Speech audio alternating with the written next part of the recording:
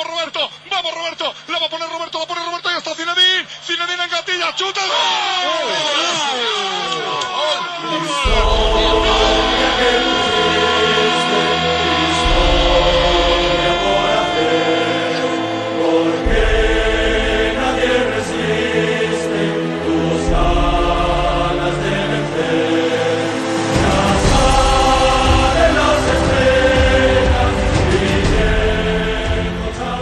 Bonjour à tous, vous écoutez Esprit Madridista, l'émission qui se rapproche de plus en plus de la CBLS. Il ne reste plus que 5 points à prendre sur les 3 dernières journées pour devenir champion d'Espagne 2019-2020. Et donc on va revenir sur l'actualité de la semaine du Real Madrid, toujours avec Johan. Salut Johan. Salut Gilles, ça va ? Et aujourd'hui, on va faire une discussion tête à tête, parce qu'il faut qu'on se recentre sur nous-mêmes pour exprimer un petit peu ce qu'on pense là du Real Madrid, parce que c'est vrai que quand on a des invités, on est un petit peu cool, mais maintenant il faut qu'on lâche un petit peu les chevaux sur comment les choses se passent. Et toi là, tu m'as l'air tendu parce que je t'ai dit salut Gilles, ça va, tu m'as même pas répondu. Excuse-moi, oui, ça va très bien, effectivement, oui. C'est le métier qui rentre, hein, donc du coup, il faut répondre quand on dit bonjour, mais surtout par rapport à notre programme, on doit revenir sur les résultats du Real, hein. Toujours vainqueur, 8 sur 8. 24 points pris sur 24 possibles, une victoire à Bilbao sur penalty grâce à Sergio Ramos, une victoire aussi hier contre Alaves 2-0 avec un penalty de Benzema et un but de Marco Asensio. Là, Johan, ça se rapproche et là, ça commence à devenir de plus en plus concret pour nous. Ouais, bah oui, ça se rapproche comme tu dis, ça se rapproche. Après, d'un côté, moi, ça ne m'étonne pas parce que je pense on a un club justement qui, dans tout ce qui est rush final, où on a le destin entre nos mains, qui craque assez rarement. Donc, ouais, je suis content. Je pense que ça se rapproche. Bon, après, voilà, bien sûr, hein, vous me connaissez, je suis un peu chiant avec le contenu, mais pour répondre à ta question, ouais, ça se rapproche. Ouais, je pense que on sera très certainement champion à moins d'un énorme coup de mou ou quoi que ce soit d'autre. Ouais, mais parce que là, il faut comprendre que si le Real ne perd pas ses 3 prochains matchs, ou en gagne un, je pense que là, il reste plus que 5 points pour être champion. Ce sera dans la poche la 34e. Et du coup, par exemple, quand on voit les 2 derniers matchs qui se sont produits, sur le contenu, Johan, je sais pas ce que t'en penses, mais on a vu clairement du mieux. Pas sur 90 minutes, mais on a vu du mieux. Je sais pas ce que t'as pensé, notamment, je pense, sur le match d'hier contre Alaves. Je pense que c'est le match qui a plus retenu ton attention sur ce regain qu'il y a au niveau tactique. Ouais, clairement, je pense que le match contre Alaves hier, c'était un match où, même moi, je l'ai tweeté, hein, je trouve qu'il y a du mieux, vraiment du mieux. Et après, bien sûr, il y a toujours ces petits problèmes que l'on a, notamment concernant les moments forts, qu'on n'arrive pas justement à être constant aussi à ce niveau-là. Mais je pense qu'il y a du mieux. Je pense qu'il y a eu du mieux hier face à Alaves, que ce soit Ferland Mendy, que ce soit Modric, dont je voulais le départ. Et je salue Jérémy d'ailleurs par rapport à ça. Et donc Jérémy de Passion Madrid, hein. Donc on salue et qu'on retrouvera très bientôt. C'est ça. Donc non, oui, c'est vrai qu'il y a eu du mieux par rapport à Bilbao, qui était une véritable purge. Mais ouais, voilà, on va dire qu'il y a du mieux. Et toi, t'en penses quoi? Non, mais moi, sur le mieux, je pense qu'on a un petit peu. Là, c'est moi qui vais être un petit peu chaud aujourd'hui parce que on parle de ce match, mais bon. Avant le début du match, c'est vrai qu'il y avait beaucoup de choses où on disait que oui, Hazard est de retour pour pouvoir finaliser la Liga, notamment dans la presse espagnole. Et j'avais dit, et on avait dit sur le compte d'Esprit Madridista, qu'il fallait compter sur les pénaltys de Ramos. Bon, il fallait barrer Ramos puisqu'il était suspendu hier, et il fallait mettre Benzema. Donc ça n'a pas manqué, encore un penalty, et surtout des situations de jeu où il faut le préciser, puisque Carvajal était suspendu, où Lucas Vázquez était sur le terrain. Et sur son côté, ça n'a pas été la fête. Ça n'a pas été la fête parce que il a été mis en difficulté, notamment sur l'action où Rossellou tape sur la barre transversale. Ouais, Edgar. Et aussi sur on va dire sur les déboulés qu'il pouvait y avoir aussi sur. C'est Edgar qui était assez remuant sur son côté gauche, et qui a créé des difficultés. Et sans un grand Courtois, on aurait pu avoir des problèmes. Et du coup, voilà, moi je suis un petit peu partagé par rapport à ça. Cependant, effectivement, sur une animation de jeu, on a vu que par exemple un joueur comme Rodrigo était un joueur qui était beaucoup plus entreprenant quand il était placé côté gauche que côté droit. C'est clair. Donc moi je voulais voir cette animation avec Asensio. Après sur ce qui concerne le milieu de terrain, on n'a pas grand chose à redire puisqu'ils sont toujours présents. Et Modric, franchement, là il est en train de te mettre, il enchaîne les crottes de nez sur ta tête, Johan. Donc donc du coup, là c'est plutôt une bonne chose de se dire que tiens, il arrive sur ces matchs de reprise à enchaîner.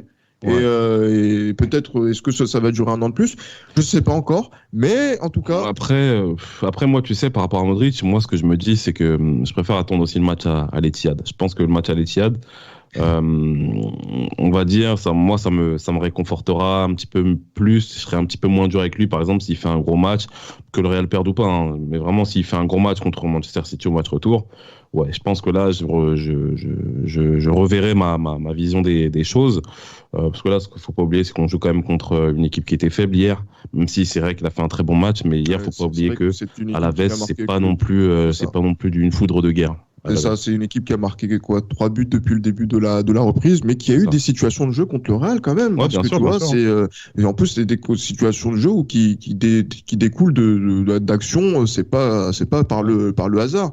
Ce sont des actions que nous, par exemple, au Real Madrid, on a du mal à produire, notamment par nos attaquants.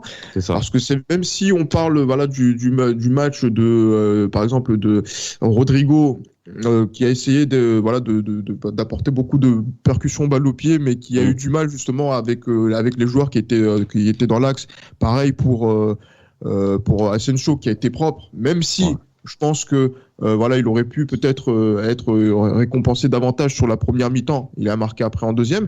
On n'est pas encore sur une animation de jeu offensive qui soit à la hauteur pour se dire tiens, le Real n'est pas à contester, notamment au niveau du jeu, et ça c'est clair, mais je pense que ce qui est le motif de satisfaction, et on n'en a pas assez parlé sur les derniers épisodes, et je salue Amine par rapport à ça, puisqu'il demande sur Twitter qu'on parle davantage de tactique, c'est surtout sur l'apport des latéraux, qui ont été décisifs quasiment à chaque rencontre, et qui apportent justement ce défi, qui compense ce déficit que l'on a en attaque. Je sais pas ce que tu en penses, Johan. C'est clair. Ouais. Et quand on voit le match de Ferland Mendy hier, quand on voit les actions que provoque Carvajal, qu'a provoqué Marcelo aussi dimanche dernier à San Mamés contre Bilbao, on est sur des latéraux qui sont des ailiers inversés et qui apportent beaucoup plus que nos ailiers. C'est ça, c'est clair que les latéraux justement apportent un supplément offensif. Bon, après ça c'est un petit peu la tradition en Real Madrid, que ce soit avec Roberto Carlos que l'on a eu, que ce soit avec Marcelo ou quoi. Donc c'est clair. Michel Salgado aussi également. C'est vraiment les latéraux ont un rôle assez prépondérant quand même dans l'équipe, même dans l'histoire du club. Donc moi je suis d'accord avec toi dans le sens où les latéraux justement, après on l'a vu comme tu l'as dit, il y a eu les pénaltys qui ont été provoqués, mais ce que j'ai trouvé intéressant justement c'est le fait que par exemple hier je trouve que Ferland Mendy repiquait beaucoup dans l'axe lors de justement de ses courses, et avec sa puissance physique, avec ses dribbles un peu chaloupés qu'il aime faire, je pense que c'est vraiment ça a été vraiment ça a été assez proportionnel à ce que Rodrigo propose en fait. Parce que Rodrigo justement n'est pas trop dans la percussion, on va dire purement physique, athlétique, et en dribble, je trouve que Rodrigo, pour moi, il est encore un petit peu trop timoré, alors que je suis j'en suis sûr que ça doit être un très très bon dribbleur. Donc ouais, je pense que les latéraux ont un rôle assez intéressant depuis déjà la reprise, et je pense que c'est une tradition aussi qu'on a du côté du Real, justement, avec ces latéraux qui apportent un supplément d'âme offensif, quoi.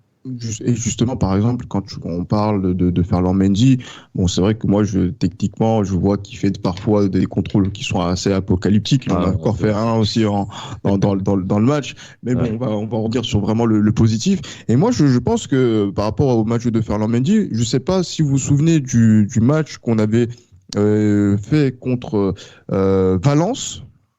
Valence, la deuxième mi-temps contre Valence, il était toujours dans cette même projection vers l'avant et avait été en difficulté sur la première période, et ça s'était pas passé loin, mais il avait apporté justement cette notion de surnombre que on essaye d'avoir au Real, et qui permet aussi à notre équipe d'avoir une diversité de buteurs et aussi de situations de jeu, quand bien même voilà, ça semble être en panne pour nos attaquants, hormis Karim. Voilà, mais il avait fait contre Valence, et on n'avait pas assez souligné cette performance-là. Là, c'était encore plus visible, puisque voilà, il a provoqué un penalty. Et c'est aussi, il a été aussi tranchant en seconde période, en toujours continuant à monter, à être solide défensivement. Mais voilà, c'est intéressant, parce qu'il faut qu'on revienne aussi sur cette polémique des penalties. Parce que chacun des pénaltys que le Real a pu avoir ces dernières semaines, ils ont été provoqués par des latéraux. Ils ont été provoqués par des latéraux. Il n'y a pas grand-chose à contester. Et ça montre surtout ce qu'on demande depuis des semaines à Zidane, c'est de chercher la profondeur. Et j'ai l'impression que nos ailiers veulent avoir le ballon dans les pieds, ne cherchent pas la profondeur. Mais nos latéraux, parce qu'ils doivent continuer à enchaîner les courses, que ce soit vers l'avant ou vers l'arrière, c'est eux qui apportent cette profondeur qu'on doit avoir. Et franchement, c'est ce Real-là, notamment quand il jouera contre City, ce qui pourrait nous intéresser, c'est de voir davantage de joueurs qui cherchent la profondeur, notamment sur les ailes, notamment autour de Karim, qui peut aussi le faire, et qui peut aussi lancer les joueurs. On voit le potentiel de Vinicius, on voit le potentiel de Hazard aussi. Il faut qu'on en parle, même si là il revient de blessure et qu'il a joué que quelques minutes. Mais voilà, on veut voir ça, tu vois. C'est cette profondeur-là qui fait qu'on va faire la différence, et qu'on fait la différence déjà en Liga sur des pénaltys. Bien sûr, mais après, justement, cet aspect de la profondeur, moi, ça me fait penser un peu à... Je pense que Zidane devrait bien regarder et analyser justement la victoire qu'il y a eu en 2014 à l'Allianz Arena, parce que je pense que ce qui a fait que le Bayern, on les détruise 4-0, il y a eu justement bien sûr l'exploitation des coups de pied arrêtés, mais également ce jeu en une touche de balle, en 2-3 touches de balle assez rapidement, qui fait qu'on se projette assez vite justement dans la profondeur. C'est ce qui a causé justement la Bérésina du côté du Bayern en 2014, qui a été coaché par Pep Guardiola pour le coup.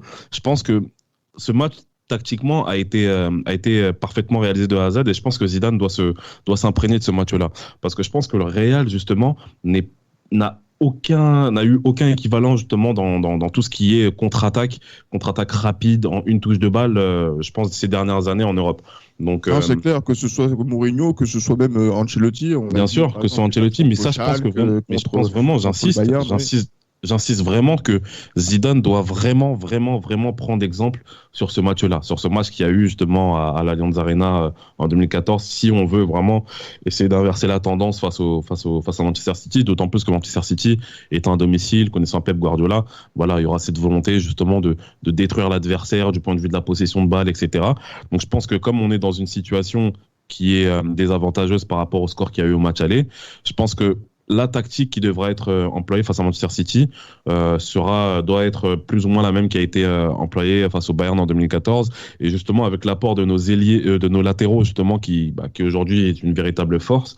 Je pense que c'est vraiment quelque chose qui doit être exploité. Même si c'est vrai que voilà, il nous manque Sergio Ramos en défense centrale pour bien être présent sur les coups de pied arrêtés, justement en phase défensive, etc.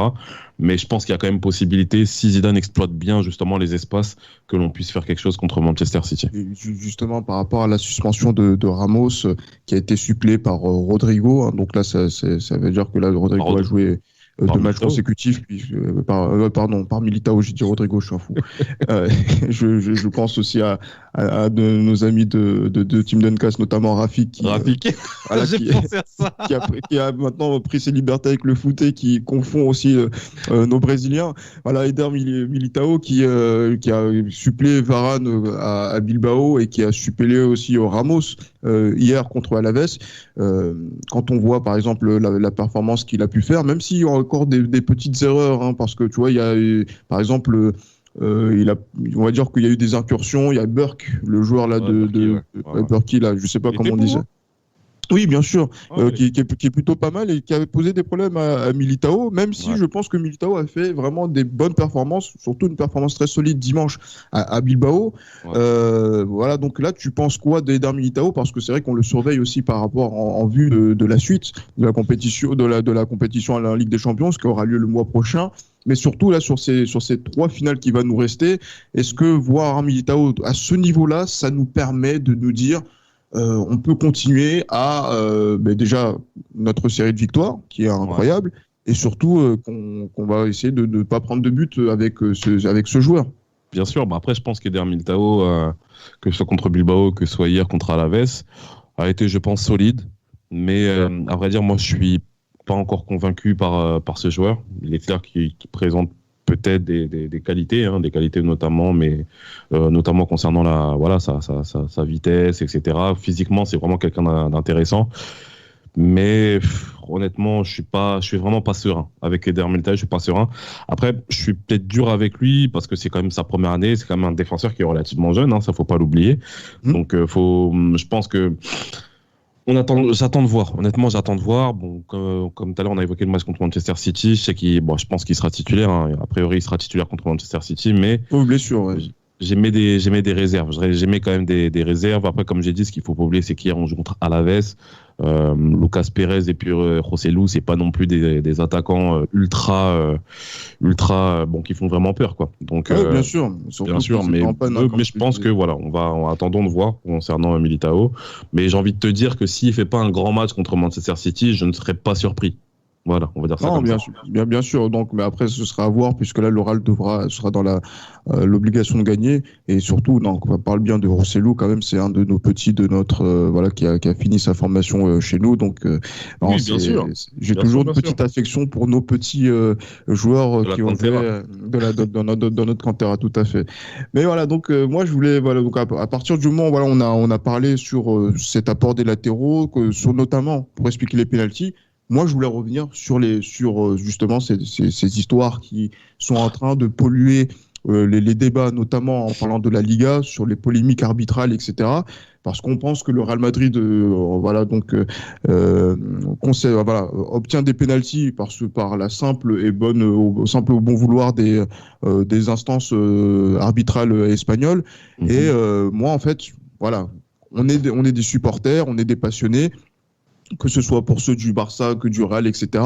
On peut en parler, en essayant de grossir le trait. Mais moi, ce qui m'a énervé cette semaine, c'est la sortie de Josep Bartomeu qui a dit clairement que oui, les décisions arbitrales avec le VAR sont toujours à l'avantage du Real Madrid.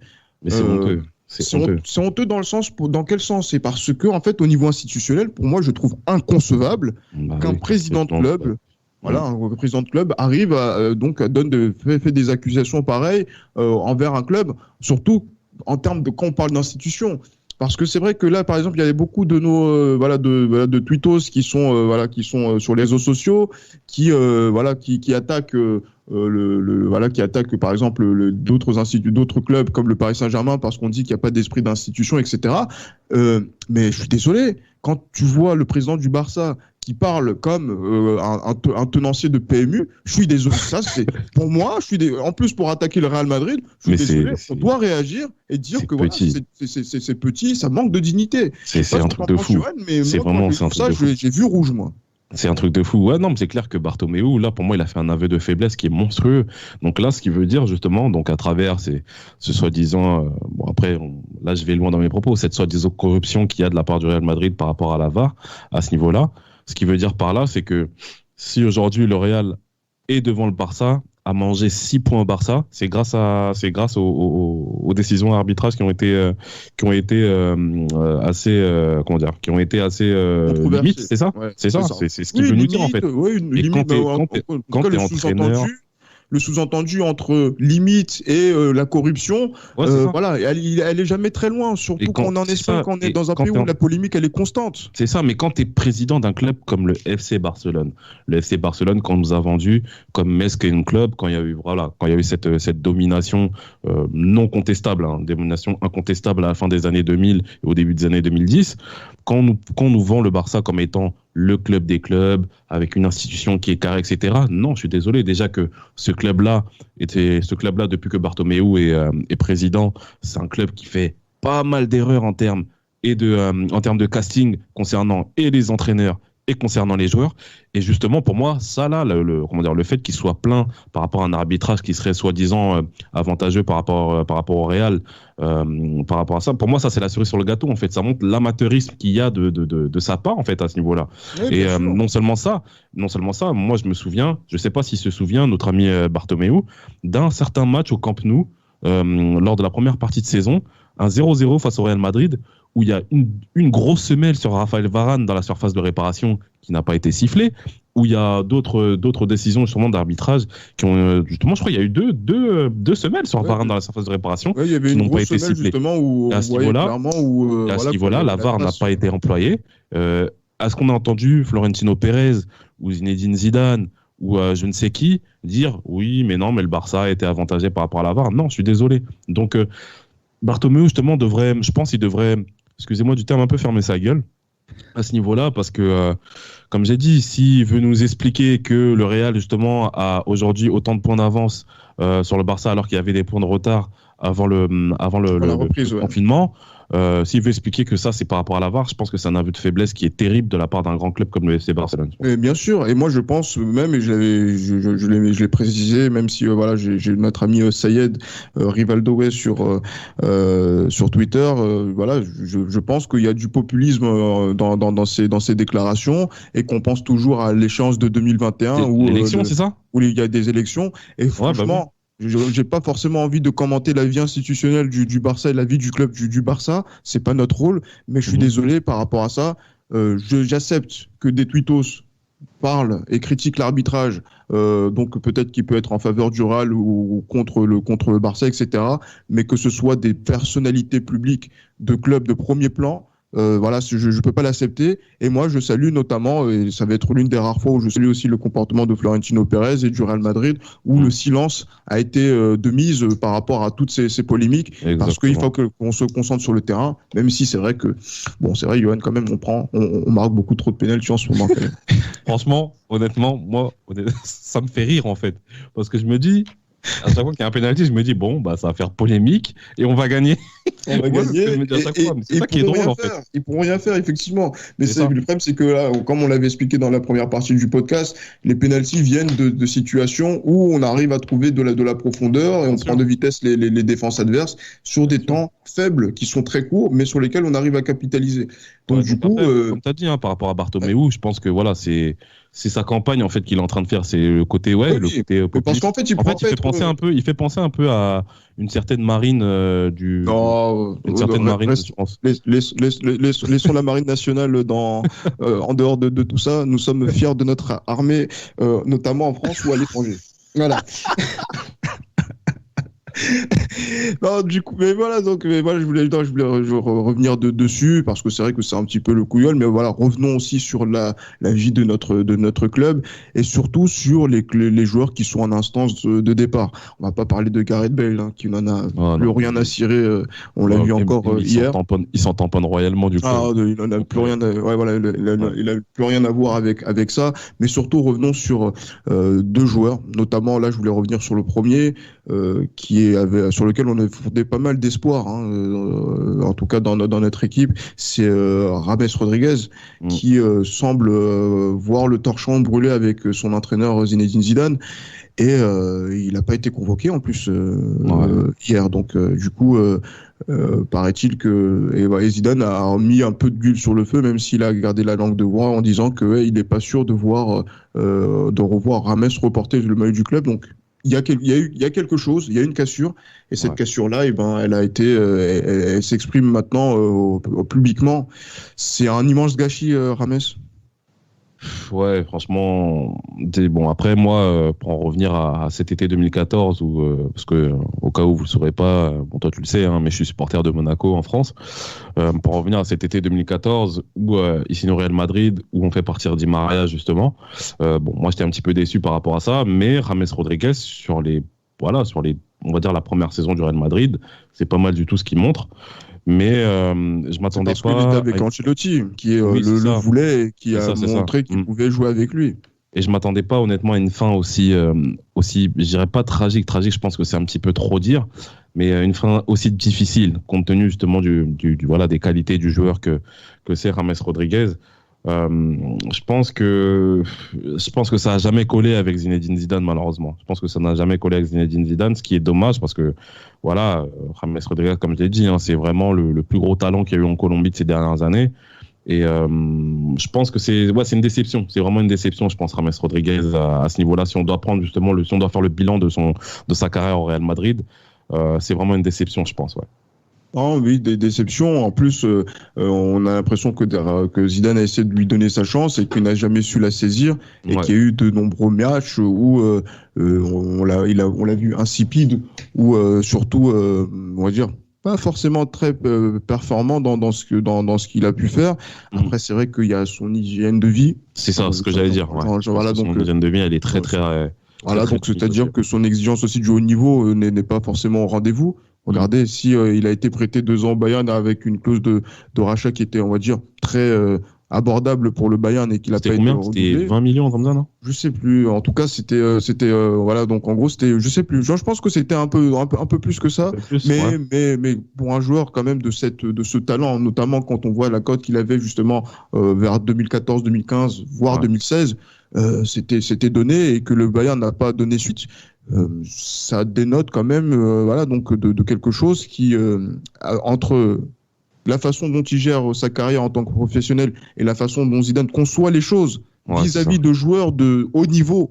Ouais. Parce que par rapport à ce que lui attend de ces joueurs qui sont au Real Madrid et qui sont titulaires, je pense que oui, ça pouvait pas coller.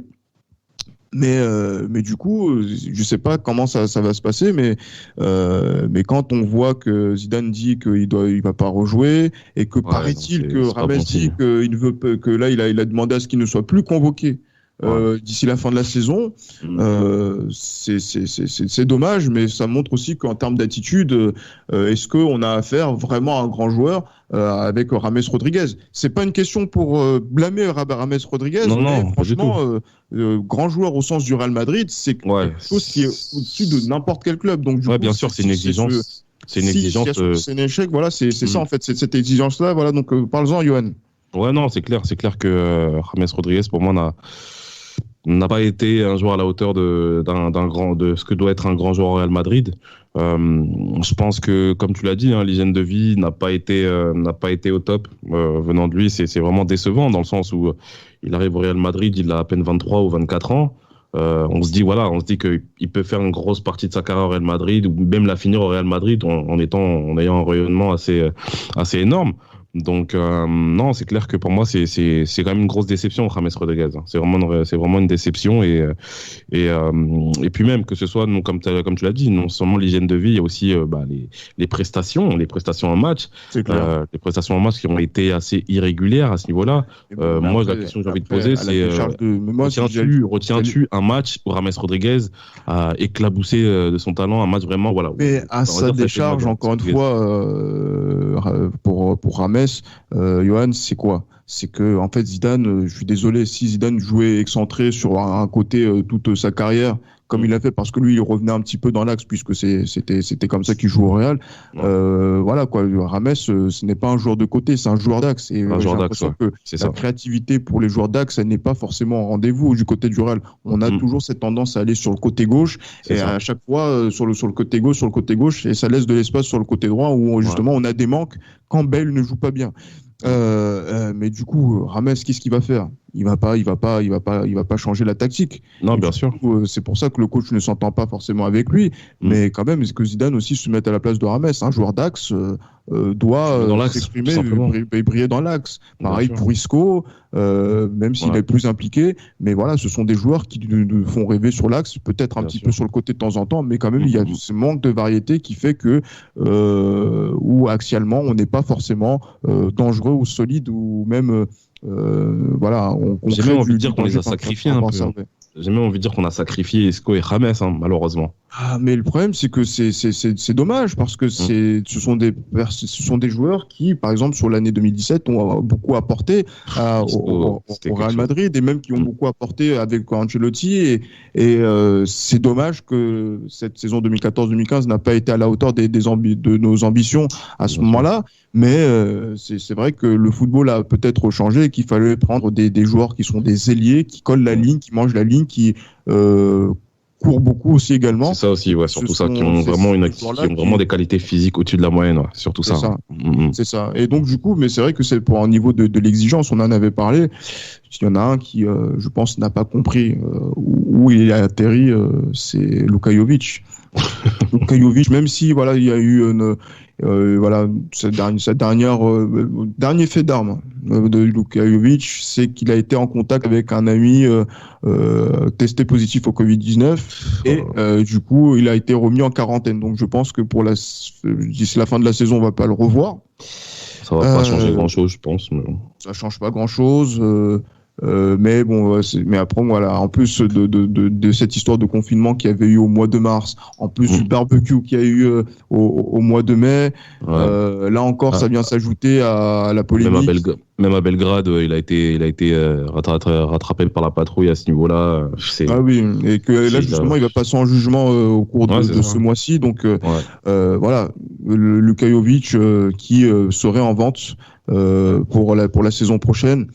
On a perdu du temps avec ce joueur. Je pense qu'on a perdu du temps et de l'argent. Bon, c'est pas mon argent, hein, mais on a perdu de l'argent aussi. Je pense que 60 millions, je pense qu'il y avait des meilleures affaires. Honnêtement, quitte à prendre un attaquant en second, parce que moi à la base, je me suis dit que Luka Jovic pouvait jouer avec Benzema devant, étant donné que Luka Jovic est un attaquant, on va dire, de surface, même si voilà, moi de ce que j'ai vu à Francfort, voilà, c'était vraiment un attaquant de surface, c'était intéressant ce qu'il montrait, mais une fois de plus, quand tu mets 60 millions pour un joueur qui a fait une seule grosse saison à Francfort, que ce soit en Bundesliga et en Ligue Europa, le mec il a jamais joué la Ligue des Champions, etc. 60 millions c'est trop, comme j'ai dit. Autant, comme je disais avec un ami, autant acheter Bas Dost en fait. Bas Dost au Sporting, c'était une moyenne de 1 but par match, etc. Le mec l'a déjà joué avec des champions, ça peut être un bon deuxième choix. Autant acheter un joueur de ce calibre-là plutôt que d'acheter Jovic 60 millions et encore Bas Dost. D'ailleurs, Bas Dost qui signe à Francfort pour pallier le départ de Luka Jovic. Hein. Luka Jovic, bien sûr, mais regarde, mais si tu parles de Bas Dost, par exemple. Je sais pas pourquoi on parle de Bas Dost dans Esprit Madridista, c'est un honneur pour lui. Mais bon. Mais regarde, par rapport à tout, c'est par rapport à Jovic. C'est un joueur de surface. Un joueur de surface doit être, voilà, donc ça doit briller par rapport à une équipe qui joue aussi sur les côtés, mais pour finir les actions dans l'axe. Ouais. Ce qu'on est en train de faire avec le Real Madrid, c'est pas forcément un jeu qui le sert. Zidane ne le met pas dans les bonnes dispositions et ne cherche pas aussi à le faire jouer avec une autre pointe.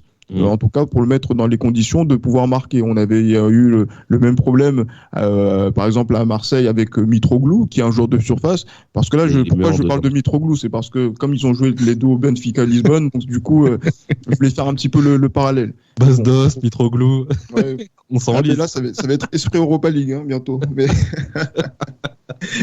Mais bon, voilà, non, mais c'est pour dire aussi que dans les dispositions tactiques, on n'a pas forcément fait confiance bien à Jovic pour pouvoir exprimer son talent, s'il en a un, parce que bon, c'est vrai qu'il sort d'une saison quand même où il a marqué presque 30 buts l'année passée, et c'est vrai que on aurait aimé voir justement plus de régularité à ce niveau pour dire que voilà, c'est un joueur qui peut être au Real Madrid, parce qu'on a déjà Mariano qui a déjà fait des choses. C'était une seule saison où il a été fort.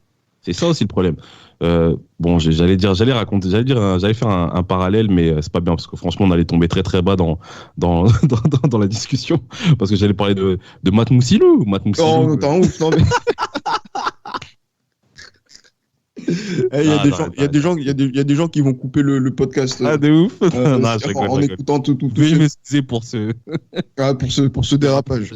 Voilà, mais je pense que on verra avec Brice quand tu passeras à la compta. Bref, ouais, Brice qui est le responsable le patron de Sport Content. Non, mais voilà, c'est pour dire que non, ces soucis-là, Jovic, c'est surtout, on peut comprendre que sportivement ça ne fonctionne pas. Ça arrive avec tellement de joueurs au Real.